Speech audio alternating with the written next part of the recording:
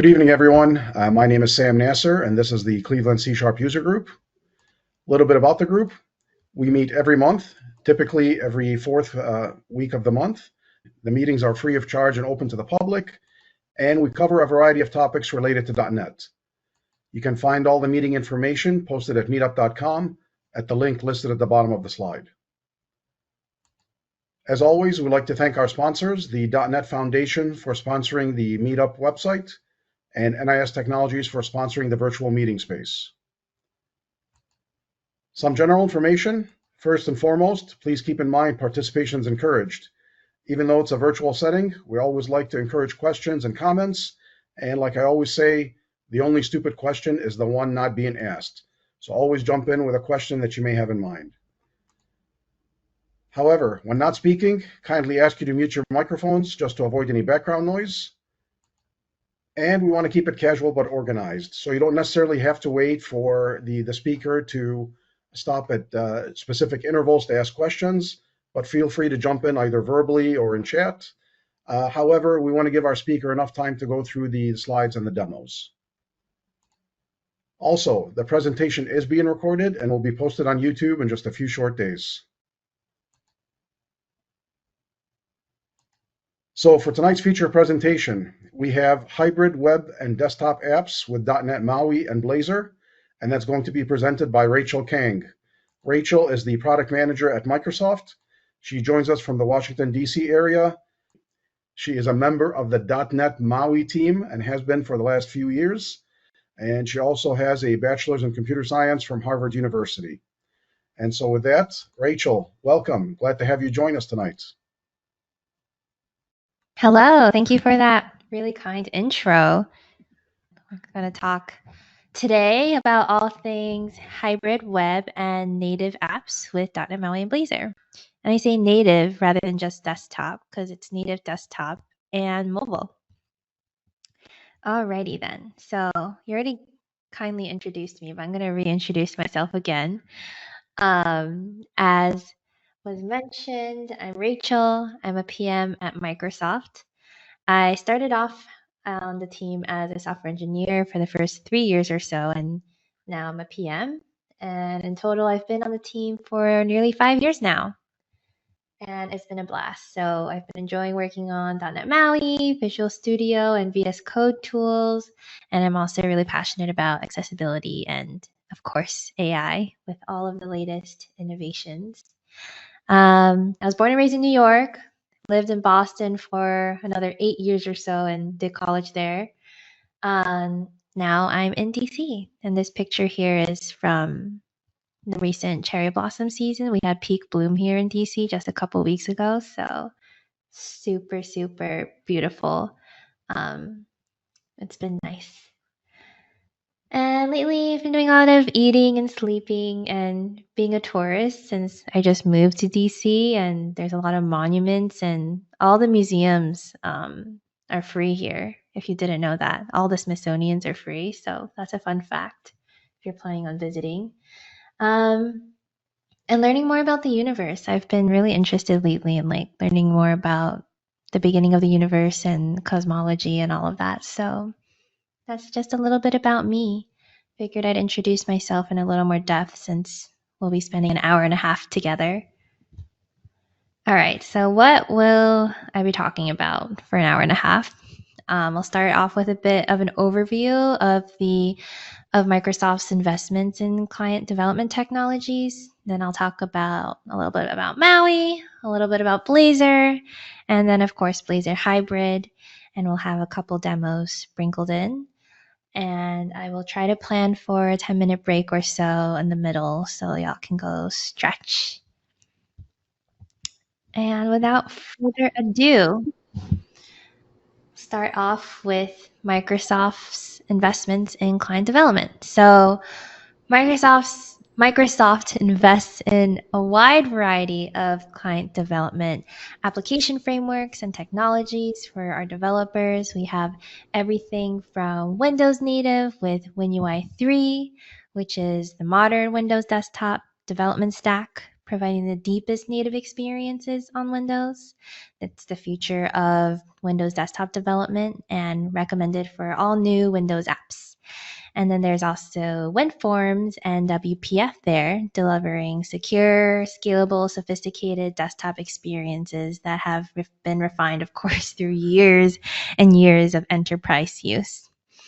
And then on the cross-platform native side of things, we have .NET MAUI, cross-platform development stack for building modern native Windows apps, Mac Catalyst, iOS, and Android apps, all within a single code base. And there's also React Native, also a cross-platform framework that combines the best parts of native development with React and JavaScript. There's Blazor Web on the web side of things. And there's also Blazor Hybrid. And we're going to go more in depth into all of these. All right, so what are the benefits of these types of client apps? I just kind of ran down through it, but just to reiterate real quick, the Windows native side, if you're looking to build Windows apps and have the deepest native experience on Windows, that's what you're interested in. If you're interested in building apps for maximum reach across any web browser, then you're going to want to build a web app. And of course, what I'm here to talk mostly about today is .NET MAUI, which lives in the cross-platform native side of things, and hybrid, where you can have the best of both worlds. Mix and match.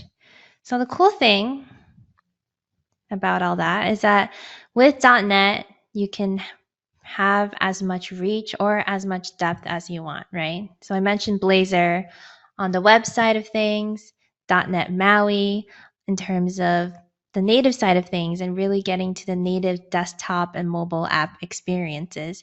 And it really is a sliding scale. So that's the cool thing about Blazor Hybrid with Blazor and .NET MAUI, and that it allows you to really choose the right mix for you depending on your application's needs. You can go fully web, fully native, have the best of both with hybrid.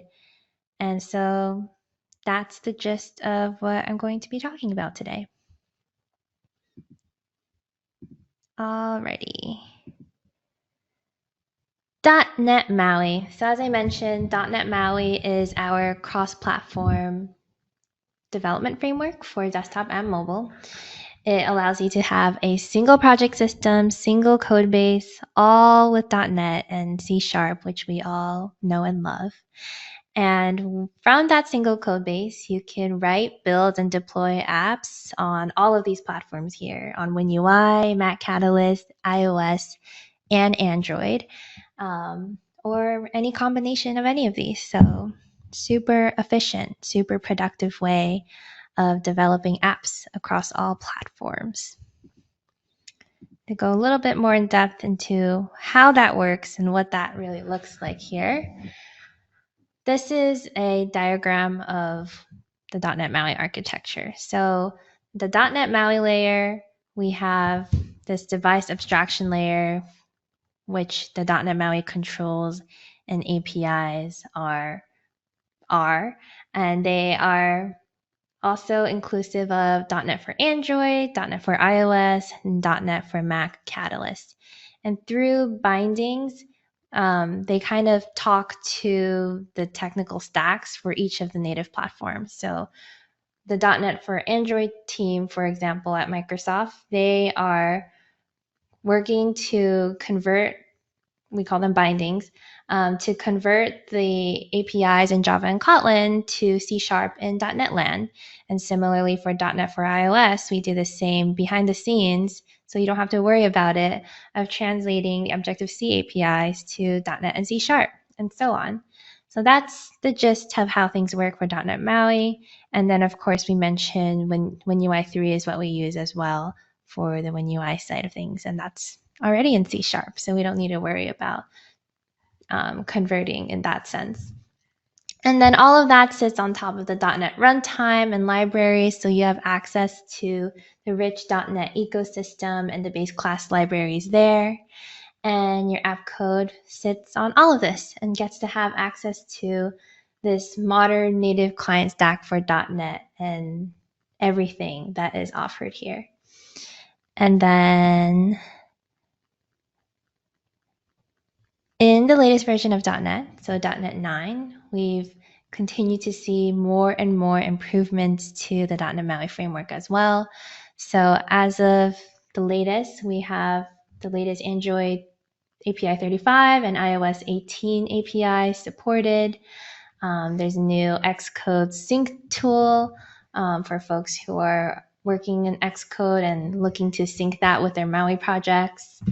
We have a new native library interop framework for helping folks to create bindings that you might be interested in that to extend capabilities beyond what is offered already inside of the box with MAUI.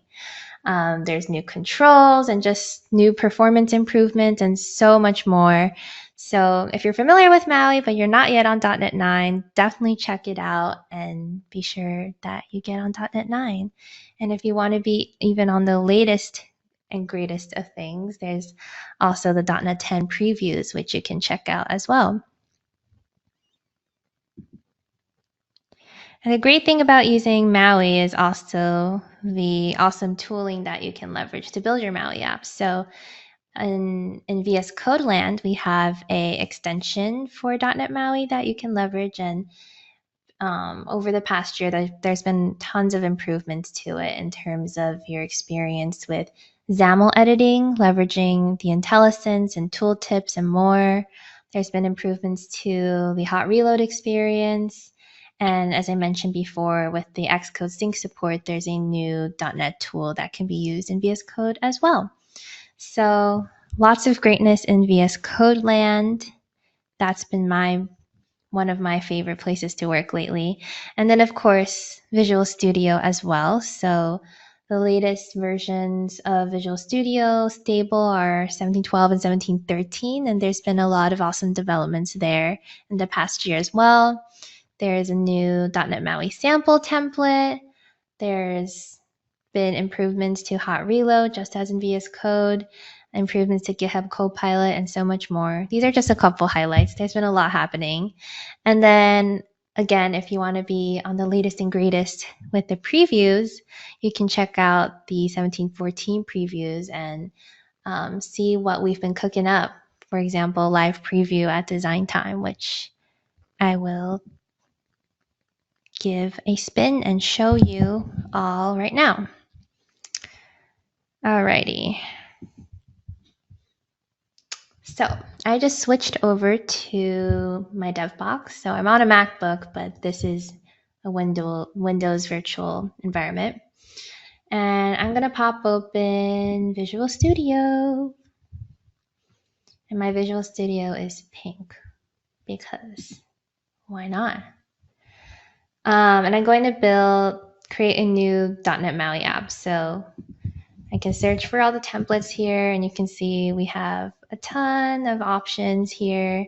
And just for now, since we're talking about just MAUI, I'm going to just click on the .NET MAUI app and do that. Let's say Cleveland user group. All right. Next.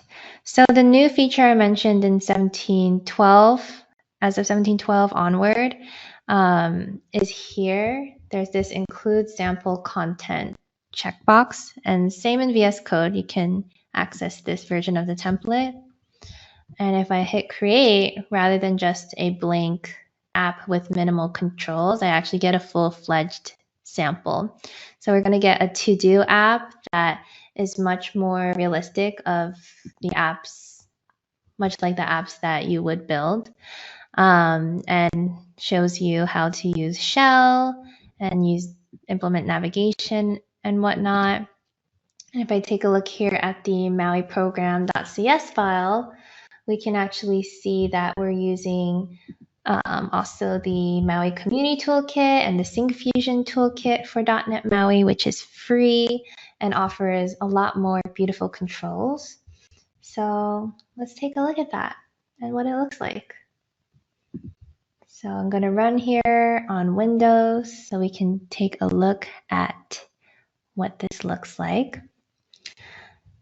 And you can see all the beautiful stuff that we have access to from all of these toolkits.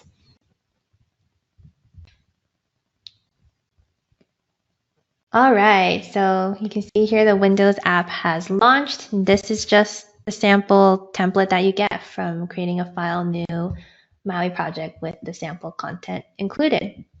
And we see here we have this chart, which is from Syncfusion, and a lot of other beautiful things. But while I'm here, I also want to show you the other great things about using Visual Studio with .NET MAUI. So let me stop this, and I'm going to actually pop open a XAML file. And I'm in 1714, the latest preview version here. And when you pop open a XAML file now, you can access live preview at design time when it's detached from the debugger. So you can see here I stopped running my Windows app, but when I pop open my XAML file, oops, I have a button here for live preview. And if I click on it, I can see my app running here, and I can click into the different controls of my Maui app. So for example, if I click here, it'll take me in my XAML file to the Syncfusion circular chart. So I can take a look directly at what that looks like. I can click into this projects label, and I can make edits as well. So not only is the live preview functioning at design time when we're not actively debugging, but so is hot reload and all of the other great capabilities here. So if I want to change projects here to Cleveland projects or something, then I can see that being updated at design time right in my live preview. And that's just one of the many super awesome improvements that you can access in the latest preview. So definitely check it out if you haven't already. Let us know how that works for you. And then, of course, I'd be remiss if I didn't talk about Copilot. So I'm going to do that. So let's say I want to create a completely new UI. I'm going to delete everything in this file. Bloop. All right, and you can see that in the live preview shows everything's gone. I'm gonna pop open so in the upper right hand corner here, you can see there's a GitHub Copilot button, and there's a free version now. So anyone can use GitHub Copilot as long as you have a GitHub account. So I'm gonna click on it, and I can open a chat window or a new edits thread. So I'm gonna go with the edits thread for now. And then you can see it's opened a chat, Copilot chat with me, and the edits thread will allow me to enable Copilot to make the edits directly in my editor. And at the bottom, I can even select the models that I want to use. So I'm just going to use Claude 3.5, and I'm going to ask Copilot, in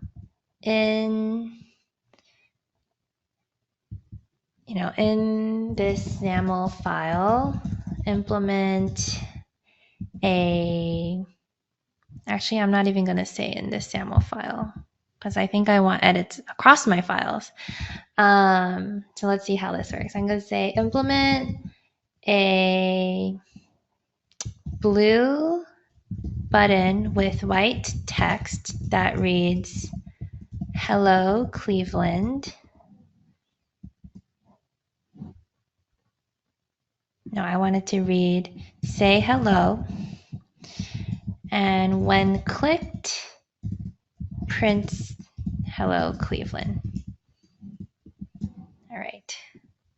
So I'm going to ask Copilot to do that. Let's see what it does for us. Copilot edits, generating a response. Has anyone here used GitHub Copilot yet? If so, I'd love to hear about y'all's experiences in the chat. I have, and I loved it. I know, it's awesome, right? Beyond awesome. It's Yeah. almost a mood reader. Yeah, both Yeah, I turned it off because I was going through a book on ASP.NET Core, hmm and I bought, I started GitHub Copilot, the paid subscription, in the middle of it. And I tried typing out the example, and it did the whole example for me. And yeah, I gotta turn this off because It was too good. yeah. Yeah, that's awesome. We love to hear that. Okay, so we can see here Copilot is previewing for me the edits that it can make for me. It's popped in a grid with a button with the text and colors that I asked of it. So that looks good to me. I'm gonna press tab to accept that. And then let's take a look at the code behind here. It's created a command to display a snack bar. Oh, interesting. I don't actually want to do that. So I'm going to delete that part. Let me ask Copilot to just print a label. So when the button is clicked, show a label on the page that says, "Hello, Cleveland." We can see here already in the live preview, it's immediately reflecting my changes, which is awesome. So we can see the blue button with the white text that says say hello. And now Copilot will hopefully get the button to create that message in the way I wanted it to. Although they didn't do the wrong thing at first, to be fair. Snack bar is totally valid, just not what I was going for.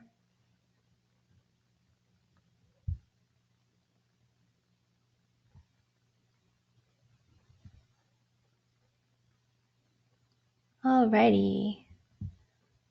Whoa, it's doing a lot of things. Okay, I'm just gonna trust for now and say accept all. Maybe that wasn't the right move.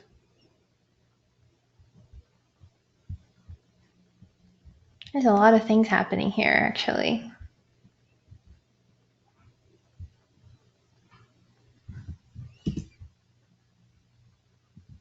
Okay.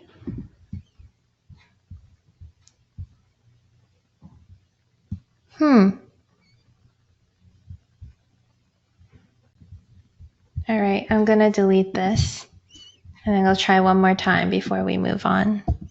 This is why it's a live demo, right? Something needs to go wrong. Okay. Let me click the reset changes here. So that's another great thing about edits mode is if Copilot does something you didn't expect it to, I can just say, never mind, undo all my changes for me, and it'll go back to what it was before. Although I guess I already had made changes twice here. Okay, let's say undo that implementation and make the button, when clicked, display a label that reads, "Hello, Cleveland."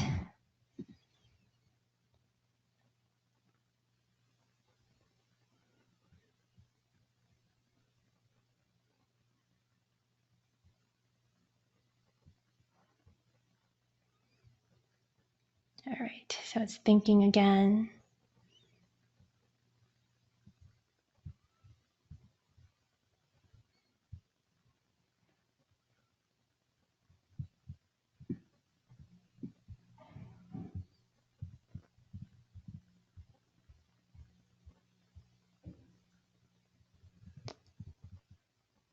And I shall accept all again. Oh, it's trying to be real fancy. Okay, I'm going to move on for now. But we can see that it's trying, and it has the Hello Cleveland greeting text here correct this time. And the awesome thing about Copilot is that you're still in the driver's seat, so we can iterate on it together. Alrighty. All right. So as I showed you, you can access that cool sample template right from the beginning, just straight built into Visual Studio and VS Code. And you also get access to the cool design time tools, so you can leverage live preview and hot reload without needing to run your app. And so it just allows for a much faster development loop. And GitHub Copilot, when it works, is amazing. And it just keeps getting better and better every day. So definitely check it out. Alrighty. So that's a little bit about Maui. Let's talk a little bit about Blazor. So, what is Blazor? Blazor is our full stack web framework that allows developers to build interactive web apps using C# and Razor syntax. So you can write your client-side logic in C# and you don't need to worry about JavaScript at all. Of course, unless you want to. If you want to leverage JavaScript, then there are ways that you can still bring that into your app as well. So you can have as much or as little of JavaScript as you want with Blazor, where C# reigns. And of course, also with Blazor, you can leverage the tooling and IDEs you know and love with VS Code and Visual Studio. And again, access all of the awesome .NET ecosystem features. How does Blazor work? So with Blazor, there's multiple different hosting models. There's Blazor Server, through which you can run the app on the server with the UI updates being sent over a SignalR connection. And this is beneficial for apps that require real-time updates and have a constant connection to the server. And on the other side, there's Blazor WebAssembly, or WASM, which runs the app directly in the browser using WASM, downloading the .NET runtime and the app code to the client. And this is beneficial for apps that need to work offline or have less dependency on server-side processing. So pros and cons to using server-side or client-side approaches here with Blazor Server or Blazor WASM in terms of the needs of your application and the speed that is required and the type of execution that you want here. But beyond Blazor Server and Blazor WASM, there's of course Blazor Hybrid.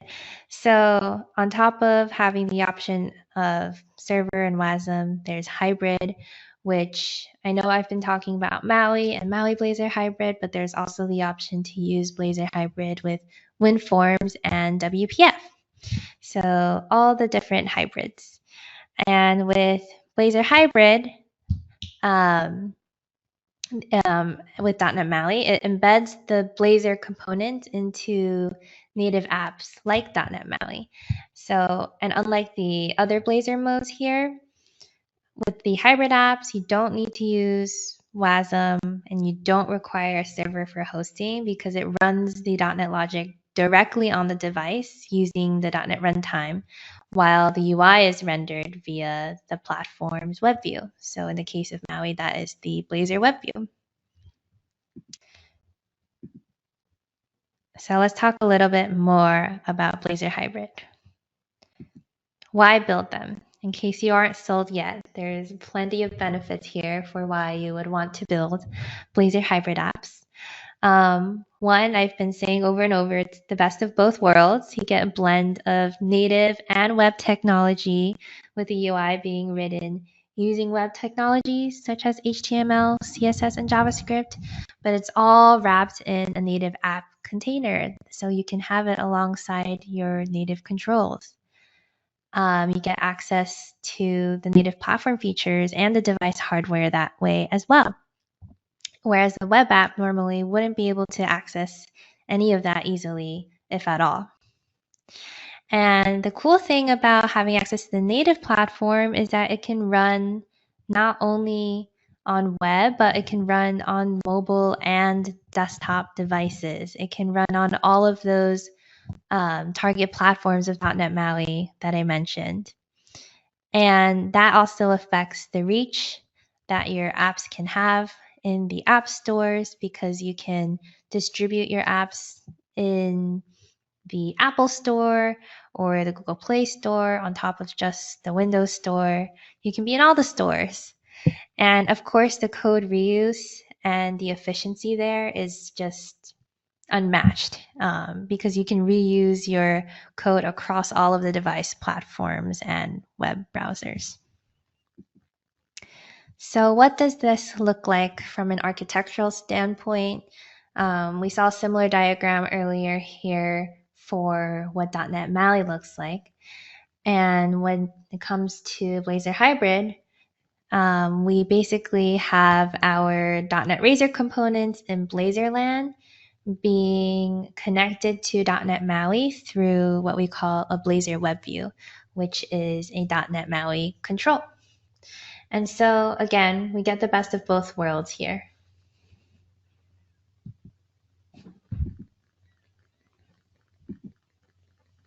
My slides are frozen.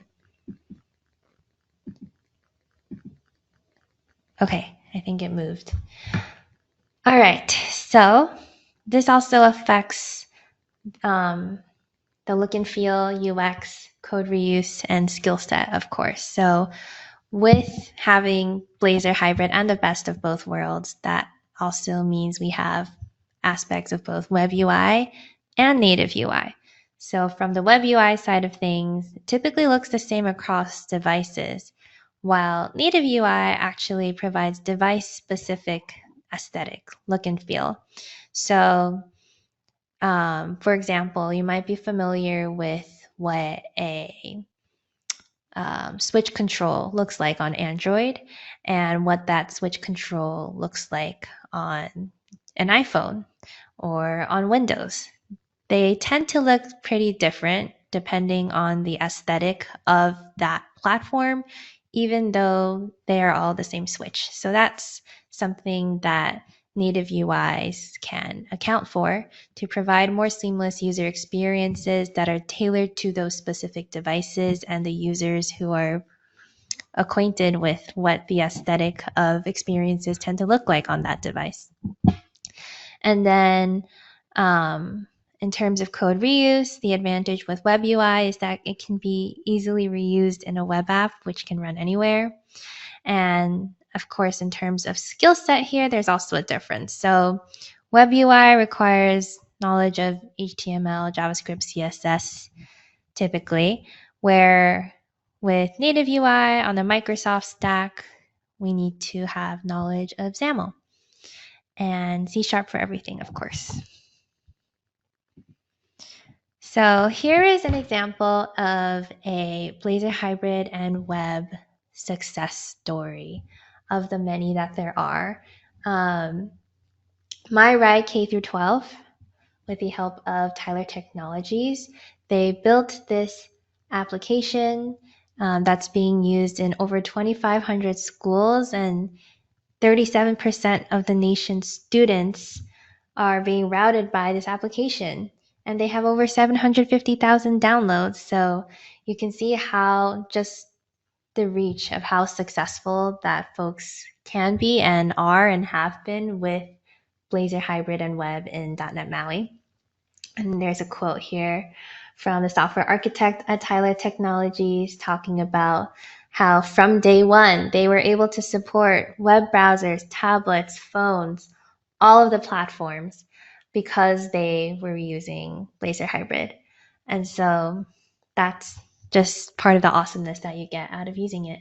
And if you want to read more about their story and their journey with using .NET MAUI Blazor Hybrid, you can check it out on the .NET Customer Showcase website, linked at the bottom of the slide.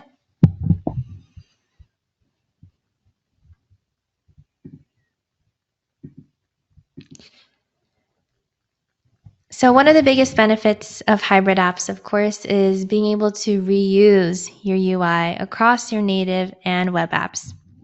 If you also want to target web browsers, you can structure your solution to maximize code reuse using a shared Blazor class library that houses the shared UI, as well as interfaces for any functionality you want to implement and use from the UI. And then the implementations of these are defined in the specific Blazor web and MAUI projects. And this is because sometimes you need to write different code for the different hosting models, and this gives you a clean way to do that. So we're working on adding even more value to .NET MAUI in hybrid apps, and in the latest version of .NET in .NET 9, hybrid apps are better than ever, and they just continue to get better and better. So I just mentioned Blazor Hybrid and Web. There's a solution template for that you can leverage as of .NET 9. That's also accessible straight out of Visual Studio and VS Code. There's been a lot of inner loop developments with hot reload and more with the Blazor Hybrid experience in addition to .NET MAUI. And lots of documentation and bug fixes. And another cool thing about Blazor Hybrid with .NET MAUI in .NET 9 onwards is that you can use your hybrid apps and build them with JavaScript front ends as well. So if you have an Angular app or React app and you have these other JavaScript investments in web already, there are ways that you can reuse that in a .NET MAUI Blazor Hybrid solution as well through a new control called Hybrid Web View, not to be mistaken with Blazor Web View. So there's a lot of potential for customization here. Alrighty, so I mentioned that one of the awesome new developments is this new solution template that is available for Blazor Hybrid and Web. It allows you to reuse your UI across MAUI native and Blazor web apps more easily, and use interface injection to support the different hosting models, and multi-targeting to create UI for all of the different platforms: Windows, Mac, iOS, Android, all of the goodies. And this is something that you can do before .NET 9 as well, but just a lot more easily with .NET 9 now that this solution template is available. All right. So without further ado, I'm going to show this demo, but it's also kind of a workshop. So if folks want to follow along, I welcome you to do so. I can share a link in the chat.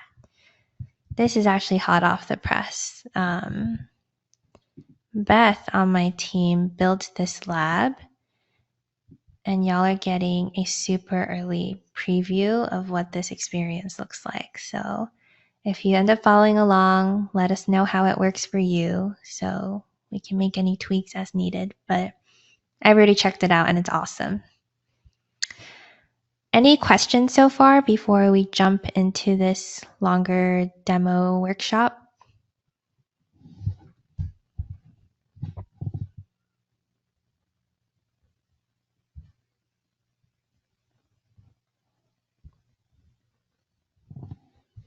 Alrighty, I'll continue onward then. Okay, I'm gonna close this out. Don't need to be reminded of my failed demo. And I'm gonna open a new one. So actually, I should pop open the lab so we can all look at it together.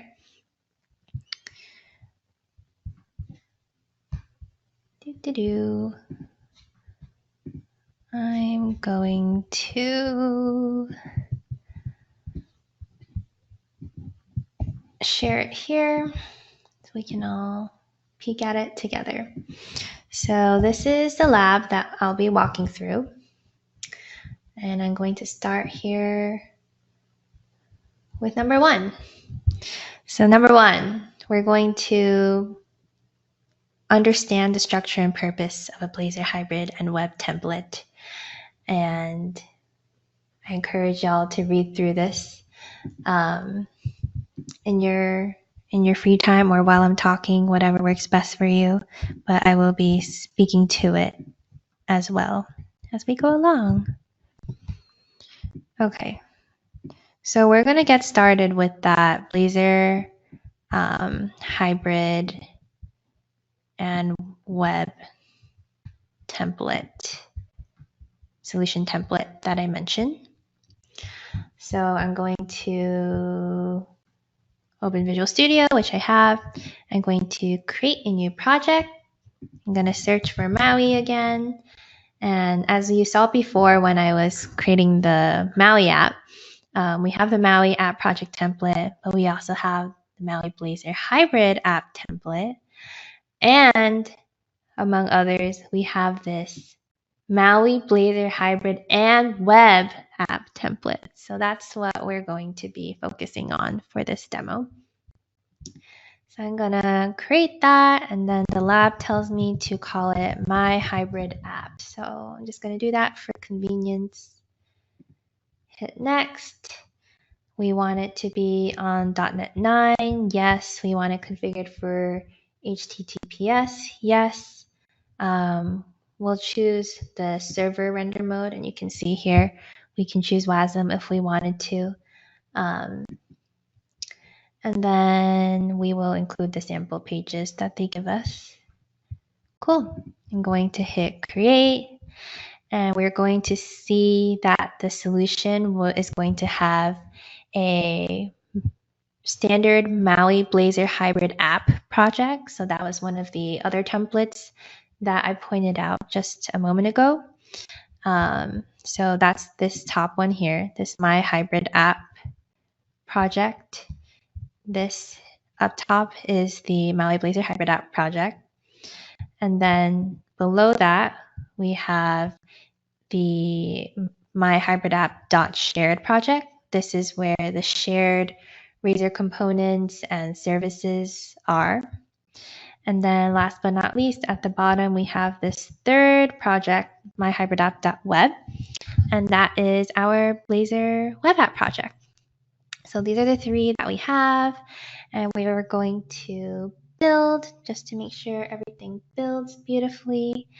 So I'm gonna hit build, and it's going to tell us that everything is a success. I am manifesting.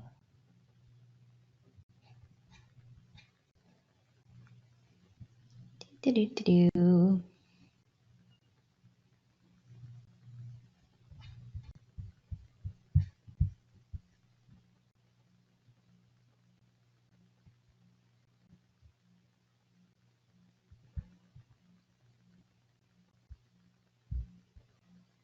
All right, while we are waiting for that to launch, let's start taking a look at what the solution looks like. So let's take a look at the project structure here for this template. So here in my hybrid app, we have something called www.root. This is where the static web assets are located, like our app.cs and our index.html file. And that's going to be the root of the Blazor web view. We have a platforms folder, which shows all the different platforms. So this is where any platform specific code that we might need to configure will go. We have our resources folder, which is for all the Maui static assets. So splash screens, images, any raw resources like that, those get plopped in there into resources. And then we have the CS proj, which we can take a quick look at here, edit project file. And we can see in the target frameworks that we are targeting Android, iOS, Mac, and Windows. So again, all of those MAUI target frameworks. Yay, our build succeeded. It succeeded a while ago. I was just distracted. All right. So the lab also shows us how we can configure a special type of launch profile. So why don't we go ahead and do that? So rather than just hitting build here or running just on my Windows machine, I can actually configure a special type of profile. So I am going to do that. If I hit the drop down here, there's an option to configure startup projects. And I'm going to click multiple startup projects. And then in here, I'm going to configure so that when I build the app on this using this profile, it'll actually launch on both the Windows app and on web. So here I'll change this to start, this to start. Let me make sure I'm doing everything correctly. Okay, this one is start without debugging. This one, I wanted to start on my Windows machine. And then for the web, I wanted to use HTTPS. And then I'll name this profile Windows plus web. So I know that that's what's happening and that's what we're doing. Okay, great. So now I have this Windows plus web configuration here that I can use. Awesome. All right, let's continue taking a look at our solution and what it looks like here. So let's take a look at the main page.xaml. So in the main page.xaml here, we have the Blazor web view that I mentioned. So this is a .NET MAUI XAML file. So we have a content page, and technically you can have whatever MAUI controls you want in here. But amongst that, we have just in the template, the Blazor web view. And this Blazor web view is our root view. So you can see it references that www.root index.html file that I had pointed out earlier. And then when we go to pop open the MAUI program.cs file here, we can see that this is where we configure the builder that creates the MAUI app. We have all of the app services being created here. And there might be certain implementations that are needed depending on where it's running. In this case, we have here, for example, the form factor example that we will be taking another look at a bit later. Actually, in here in the services folder, we can see formfactor.cs. This is where that is implemented on the MAUI side.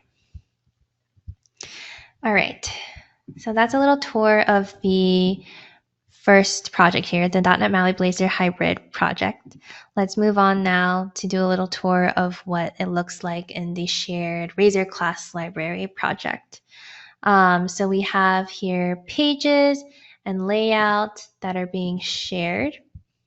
And this is stuff that's shared between the MAUI and Blazor web apps. So again, if I take a look at the services here, I have an interface for that form factor we saw. And that's the interface for what we saw was being implemented on the MAUI side of the house. And if we take a look at the home.razor file, we can see at the top that the shared services and the form factor is being injected here. The interface is being injected so that the implementations can be used. All right, moving on now to the web app project. So the web app project here, we can see again in the services, we have now the implementation of the form factor on the web side. So we saw the implementation on the Maui side. We saw the interface was shared, and now we see the implementation on the website of the house. And we also have a program.cs file on the website here. And you can see it looks similar to the Maui program.cs file that we had in the Maui app, in that it configures the builder, not for the Maui app this time, but the web app. And it's also injecting the server implementation for form factor right here. Cool. So that is a little bit of a tour of what the File New app looks like. That's part one of the lab. And before we move on to the next part, let's take a little break. Let's take 5. So we'll come back at 6:58 Eastern. Are you in Central Time? Is it 5:58? Oh, 6:58 is right. We're Eastern Standard. Oh, really? I didn't know that. Yep. Okay, cool. All right, 6:58 it is then. I'm just going to put up a slide to let everyone know the presentation will resume shortly. And we'll pick up in 5 minutes. Sounds great. See y'all in 5.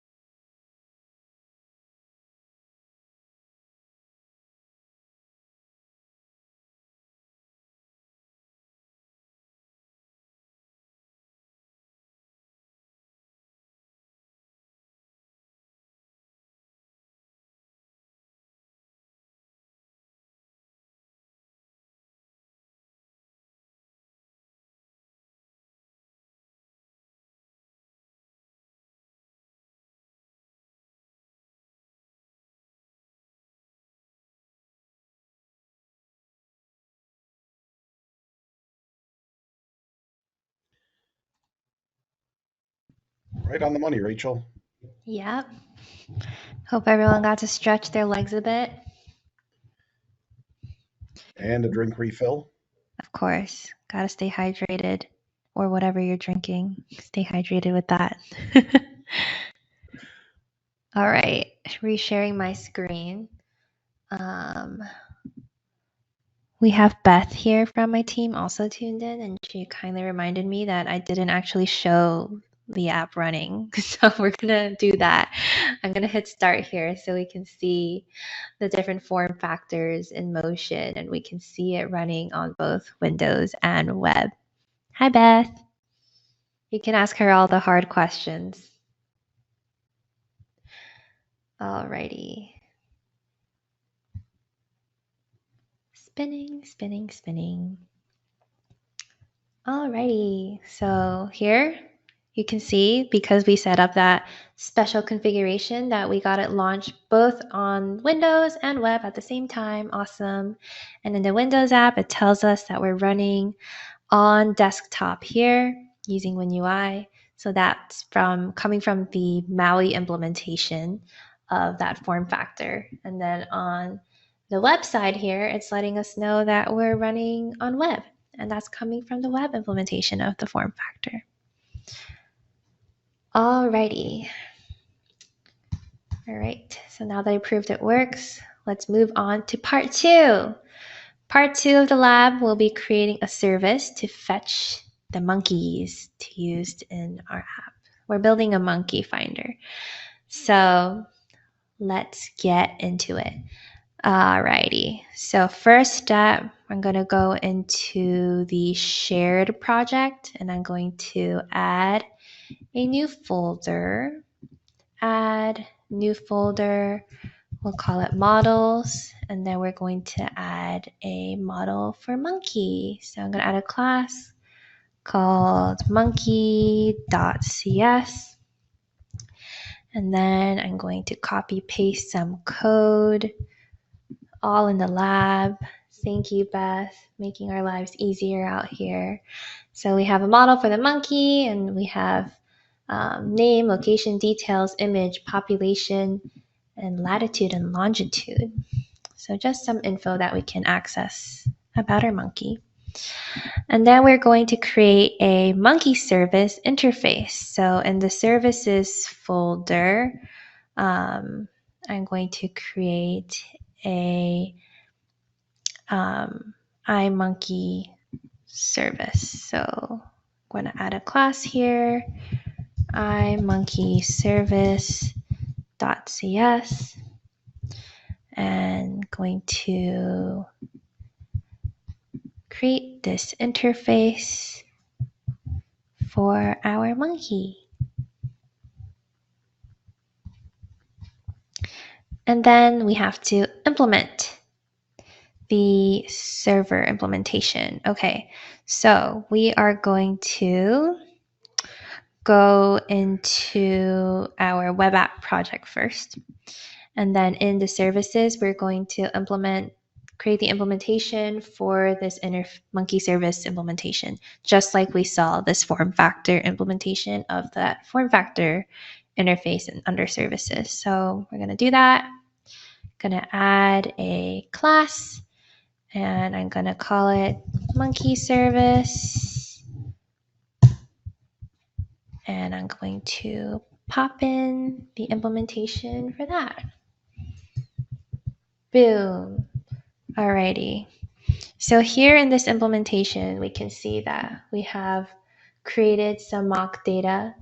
Normally you can create a real database where you'll have all your monkey info, but here, for the sake of the demo and lab, we've manually hard-coded all of our monkeys and their information, so we have access to that. And now we're going to make sure that we actually register to the service and expose the endpoint. So I'm going to go into that program.cs file, and similar to what we had seen with the form factor here, we're going to add, and look at that, Copilot's already thinking ahead for me. We're going to add the same thing for the monkey service. Whoop. All right. And then we're also going to expose the minimal web API so the remote clients can fetch the monkey data from the server. So we're going to do that right over here. Boop. All right, so this will help us to expose the endpoint to the Maui client and get that monkey data. All right, now that we've done that, let's create the client implementation. So we're going to go into the properties folder here and open the launch settings.json file.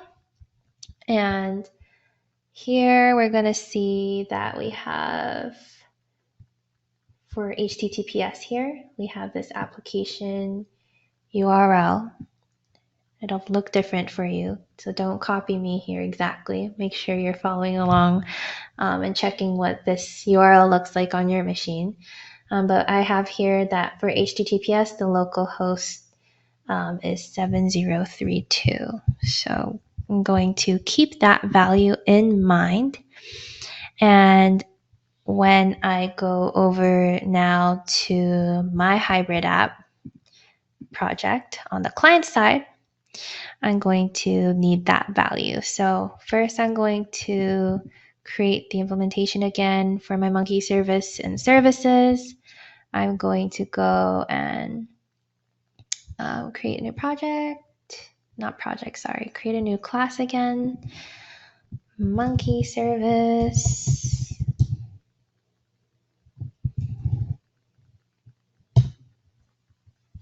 And then I'm going to paste the implementation of the monkey service. And here is where we need that the actual port that is relevant to you. So instead of whatever has been pasted there, I'm going to make sure I'm using the one that is actually relevant to my machine. My Visual Studio just froze. No. Uh-oh. Can y'all hear me all right? Do y'all still have me? Yeah, you're still on, no problem. Okay. But while Visual Studio is recovering, Beth noted something interesting in chat. She said, and I quote, "If y'all are familiar with Blazor, you'll notice we're using scoped service for the monkey data service." Can you elaborate more on the scoped service for those that are not familiar with it? Yeah, sure. Just you use scope services because scoped services is scoped to the HTTP requests themselves. And so if you're doing any sort of like data per user or per request, you're going to want to scope the service. For in the case of the form factor, that can be a singleton service because you only need one of those classes lifetime for the entire application because it's shared across requests. Does that make sense? Thank you. And I assume you're from the South if you used y'all in a sentence? Actually, I'm in California, so it's a lot earlier here for me than you. Close enough, I guess. Thanks. Yeah, Beth. if anybody has any ancillary questions while Rachel's going through this, she's doing great. I'm in the chat. I can answer any questions. Thanks, Excellent. Beth. Thank you. Sure. All right. So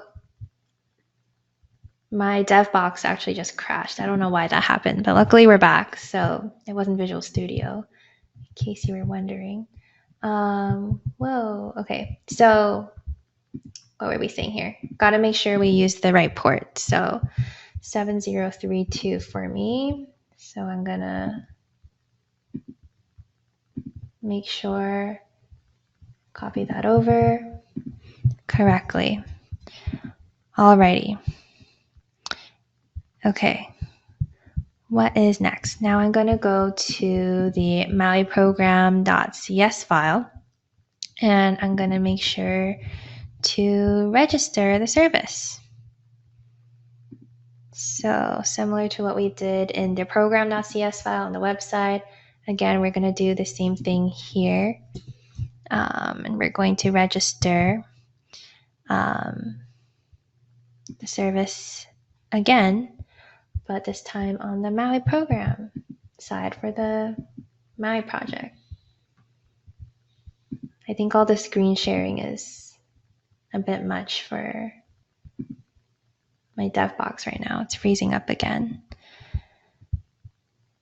Oh no. Alrighty. I'm gonna have to reconnect to my dev box again. Thanks y'all for bearing with me. This like never happens. But it always happens during a live demo. I know. Believe me or not. My Mac is acting up.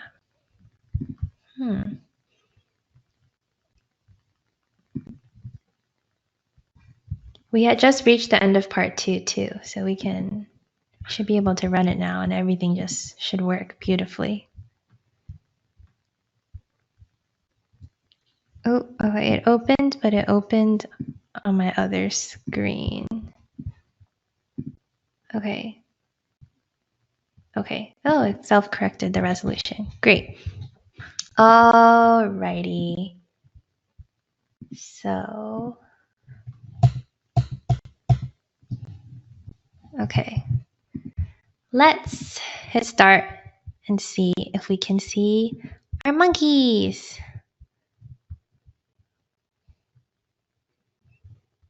Well, actually, I don't think we can see our monkeys yet, but let's make sure that everything builds and there are no errors and I did everything right.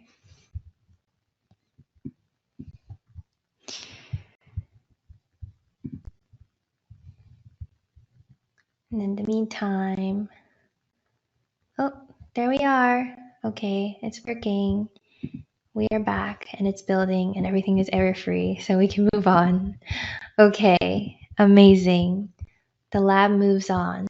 We move forward. We're going to move forward now to part 3. And now this is where we're actually going to build the UI so we can see the monkeys that we've created. Alrighty, so let's do it. We're going to first create the monkeys page. So in the shared project, I'm going to add a new page to the pages folder. I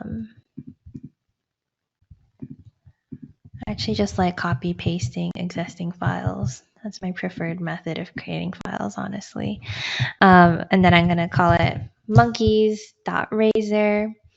And I'm going to replace the content here with my monkeys UI that I want.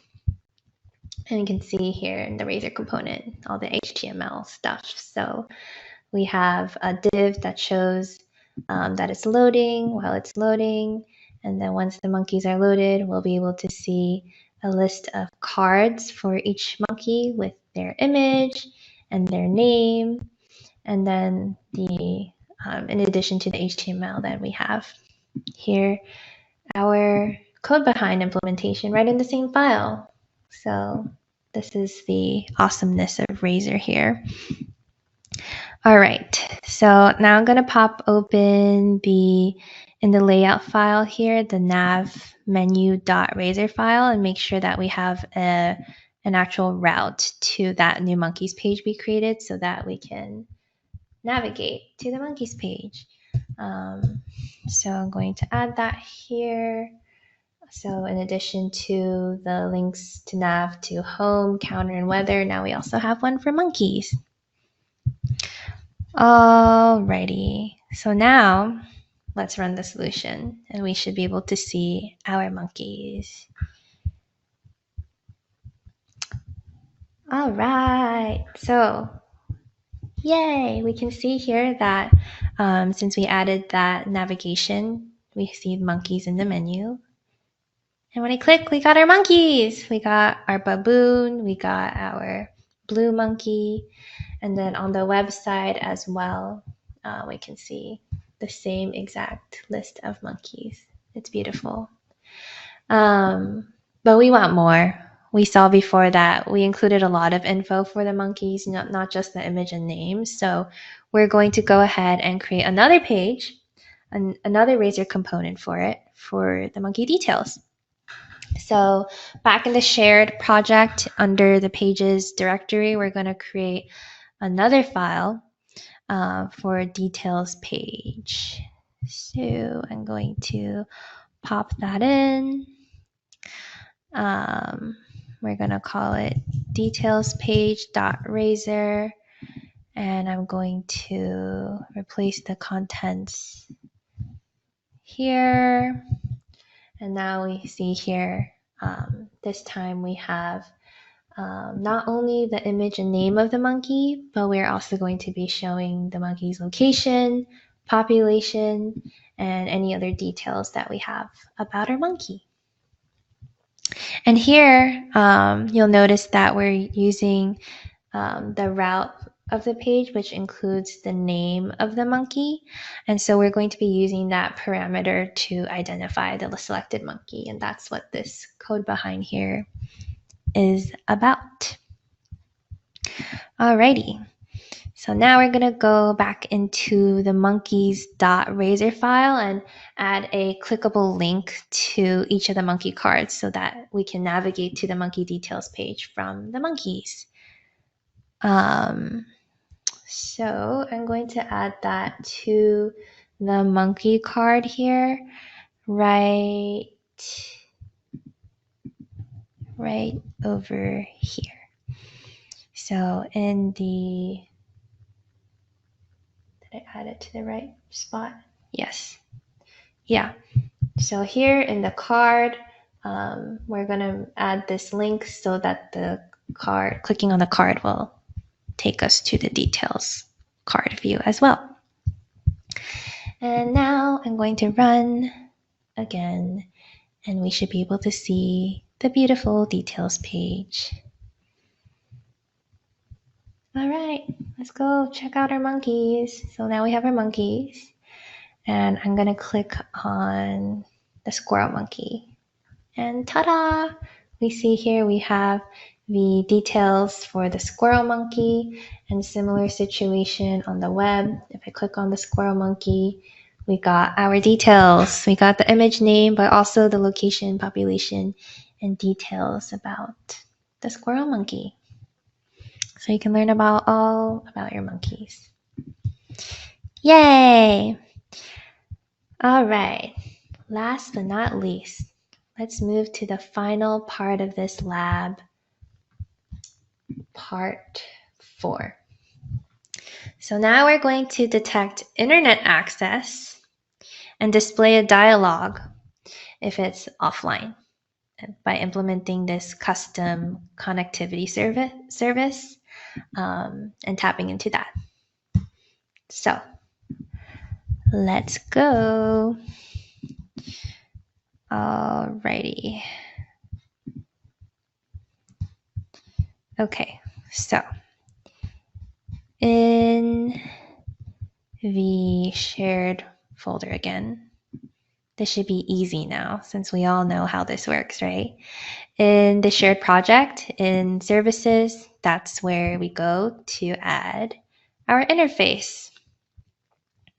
So I'm going to add here a new class for our connectivity service interface and implement that interface. We're just going to have a Boolean, whether it's connected or not. Keep it simple.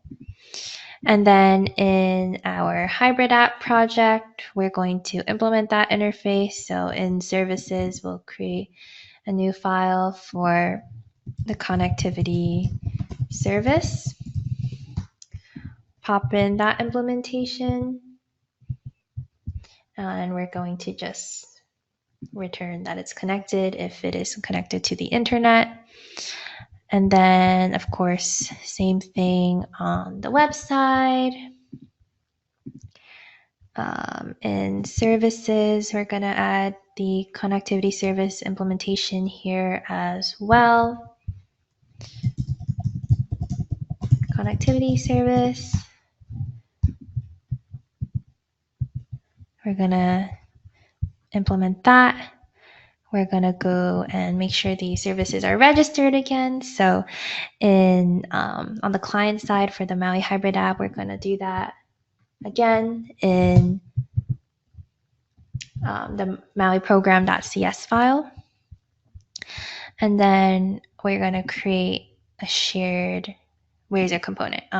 So when it's not connected, we're going to show a little alert. So we're going to create a component for that UI piece.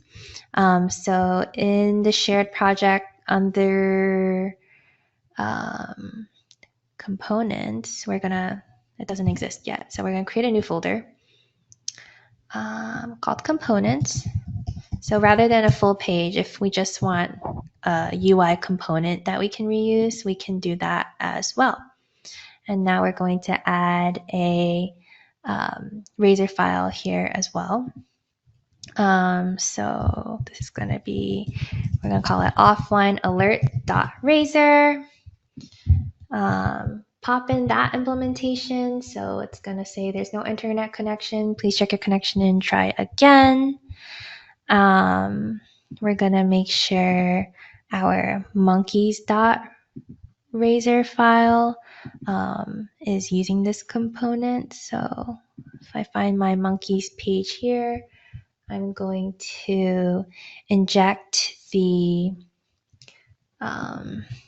navigation manager and make sure we're using the shared models and the shared components, which we just created. And then we're gonna make sure the offline alert is accounted for so that it shows that when necessary. So we'll just put it here at the top. And then, of course, we need to implement the refresh handler command here. So I'm going to pop that right here so that it's all wired up. All right. Now that we've done that, I'm going to run the solution and we'll navigate to monkeys. And you can see if I navigate to monkeys, we see the monkeys here on both the Windows desktop app and let me reload here. Whoa, I actually wasn't expecting that. I must have forgotten to register the service on the website. So let me go and take a look at that. So I'm going to take a look here in the program.cs file.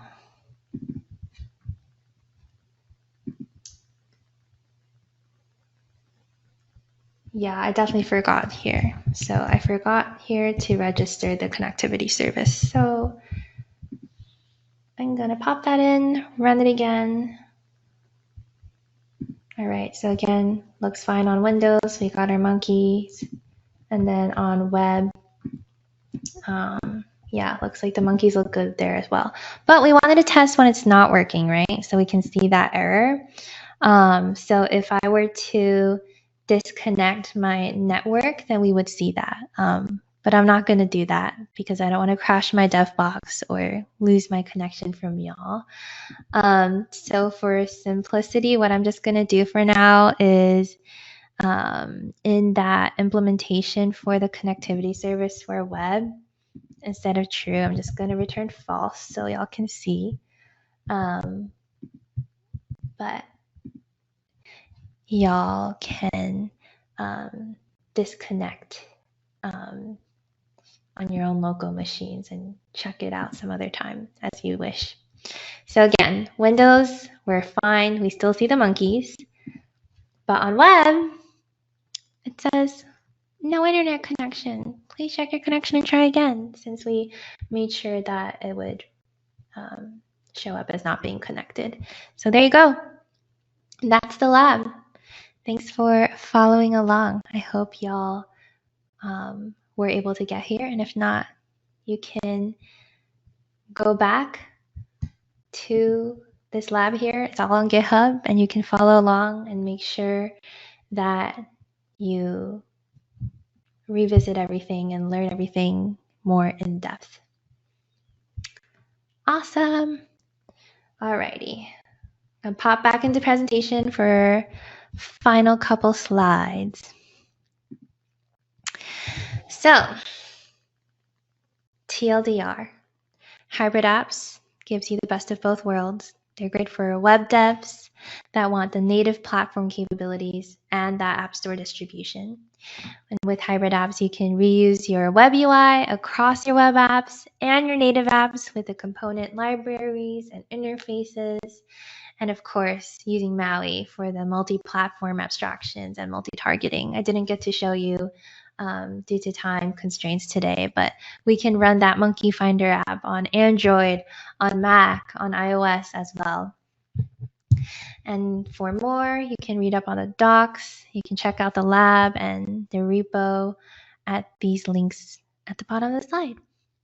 And if you can't get enough of us, be sure to tune into Build. Build is coming up next month, May 19th through 22nd, and you can come find us in person or you can register online. And of course, continue to stay in touch. So you can find us on GitHub at github.com/.net/Maui. We also have a Discord you can join if you want to have deeper conversations with the team. And you can catch us on our monthly community stand-up as well on the .NET YouTube channel.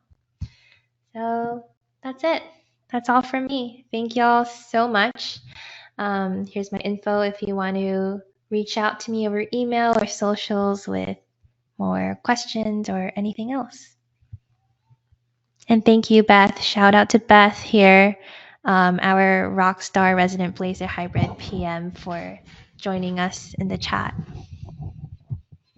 Yes, absolutely. Thank you to Beth and thank you to Rachel. Both of you ladies did a great job, and it was a great presentation. I'm looking over in the chat. I don't see any questions, but again, questions and comments are encouraged. So feel free to jump in either verbally or in the chat. But if not, I have one question. Is .NET MAUI, you mentioned in one slide near the beginning how web UI is going to be kind of the standard for native Windows applications. I don't remember the exact slide, but Right, WinUI? oh wait, WinUI, you're right. You're right. WinUI.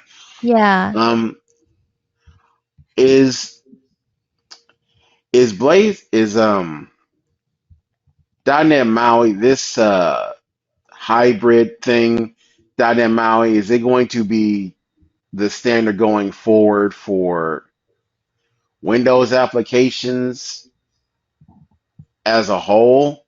Is it going to be like the recommended standard from Microsoft for if you create a greenfield application in Windows, whether it's desktop or web, is this going to be the recommended way to do it? Yeah, great question.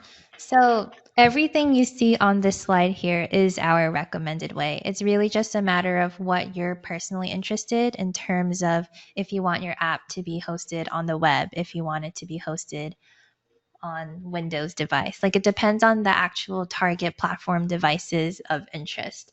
So in your case, if you're interested in having an app that is targeting both the web and also a Windows desktop, then yes, Blazor Hybrid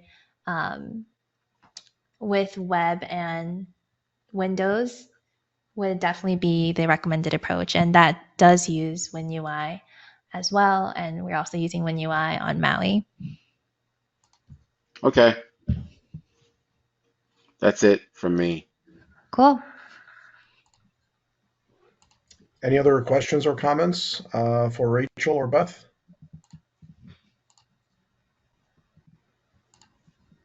Going once, twice. And as expected, great presentation, Rachel. Also great support from Beth as well. Appreciate you both, ladies. The links are useful, and hopefully you can share the PowerPoint presentation with me later. And likewise, I will share with the group. Got you. I'll make Excellent. sure that goes over. Excellent. Thank you. And I have a couple concluding slides before we adjourn for the evening. So if I may, I'd like to share my screen. And if you look over in the chat window, you'll see that there's a couple links that I posted. And going through those specifically for the YouTube link. So the recording will be edited and then will be posted on YouTube in just a couple days. But if you would please subscribe to the channel to get the upload notifications. And the link posted there is also posted in the chat. In addition, tech events are also posted on my blog, samnasser.blogspot.com. And if you would please take a moment to subscribe to that to get updates as well. And last but certainly not least, please take a moment to fill out the eval form so we can provide Rachel with some constructive criticism. Also, I'm looking for what other topics you would like to hear, what other types of presentations you would like to see, so that way we can increase the momentum of the group going forward.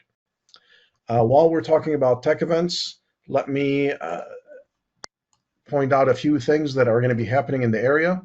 So virtually on April 25th, which is this coming Friday, is the Memphis Global AI Bootcamp. That's going to be held virtually from Memphis, Tennessee. So the time slot is going to be Central Standard Time, but it's going to be an all-day event of 2 different tracks, properly labeled A and I for the AI Bootcamp. And I will be presenting on Introduction to AI for Developers at 11:10. But as you see on the schedule here, that there's a variety of different topics all related to AI and machine learning. And the link for that will be posted on my blog. And then another great event that's going to be happening a little bit further is Stir Trek. That's going to be on May 2nd. So Stir Trek is going to be held in Columbus, and it's an all-day event of various tracks and topics related to .NET and software development at large. The cool thing about it is they host it in a theater, and the presenters present on the cinema-size screens. And then at the end of the day, the theater is closed only to the participants, and you have a private viewing of Marvel's Thunderbolts. So it's a great event, great for networking, great for learning new technology. And fast forward into August is Cincy Deliver. That's going to be happening in Cincinnati. And that is, again, an all-day event happening on Friday, August 1st, about various topics in software development, Agile, .NET, and a variety of other topics as well. So I encourage you to check that out. That is at cincydeliver.org, and I will have that posted on my blog as well. Also, if you're in the job market, I encourage you to check out devitjobs.com. This is a very interesting website that allows you to search on various technologies, the geography that you want to work in, whether virtually or remote, and you can filter on a variety of different settings. I know some of us are currently in the job market, so hopefully this will be helpful for you. Also, my contact information, should you have any questions regarding this presentation or other presentations we've had, you can reach out to me at snasser@nistechnologies.com. And if you ever forget that, you can always find all my links and my socials on Linktree/SamNasser. And lastly, my favorite platform. If we're not connected on LinkedIn, please let's do so. It's a great way to keep in touch, connect, share articles, overall great platform. So with that, thanks again to Rachel, to Beth, and to all of you who attended, and look forward to seeing you all next month. Good night, everyone.